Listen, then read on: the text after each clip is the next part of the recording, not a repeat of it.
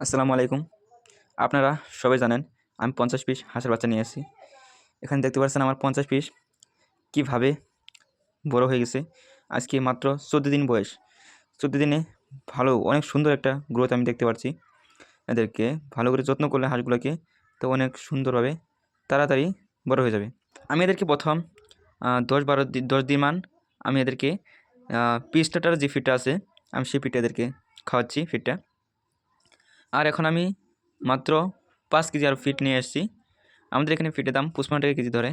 বেলেগ জায়গায় হয়তো কমও হতে পারে বা বেশিও হতে পারে দানার দামটা। আমাদের এখানে ৫৫ টাকা কেজি। আমি এদেরকে ফার্স্ট যেটা আমি নিয়ে এসেছিলাম সে থেকে একদিন থেকে আমি এদেরকে ১০ দিন পি স্টার্টার ফিডটা ৫ কেজি এনে খাওয়াচ্ছি। ১০ দিন খাওয়ানোর পর শেষ হয়ে গেছে। আবার আমি ৫ কেজি দানা নিয়ে আসি।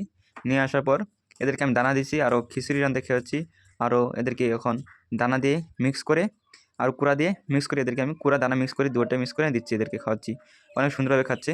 আর আপনারা দেখতে পাচ্ছেন ১৪ দিনে গ্রোথ কেমন হয়েছে। আপনারা কমেন্ট করে জানাবেন ১৪ দিনের গ্রোথটা কি ভালো হয়েছে না আরও হতে লাগছে গ্রোথটা।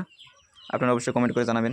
আমি যেহেতু নতুন ফার্স্ট এবার আমি ৫০ পিস হাঁসের বাচ্চা তুললাম আমার খামারে।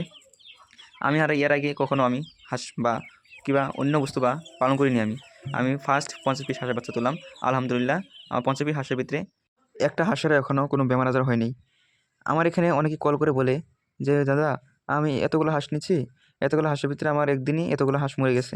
আর কি বলবো এক্সাম্পল, আমার সঙ্গে আমার লগে যে আরও ১৫০ পিস নিয়ে আসছেন তারই একদিনের ভিতরেই ২০টা না ৩০টা বাচ্চা মরে গেছে। তারপর মানে ওর নিজের ২০০ বাচ্চাগুলো মরছে। মানে ওই সুন্দরভাবে সঠিকভাবে বোর্ডিংটা করতে পারছেন না, আর পানি সঠিক মতন দিতে পারছেন না, তার কারণে বাচ্চাগুলো মরছে। তারপর আমি গিয়ে ওদেরকে ভালো করে বোঝালাম, দেখাই দিলাম যে এইভাবে বোর্ডিং করো। আলহামদুলিল্লাহ এখন সবগুলো বাচ্চাই সুস্থ আছে। তার জন্যই বলছি তোমরা সঠিকভাবে বোর্ডিংটা করো, সুন্দরভাবে বোর্ডিংটা করো, কোনো বাচ্চাই মরবে না ইনশাআল্লাহ।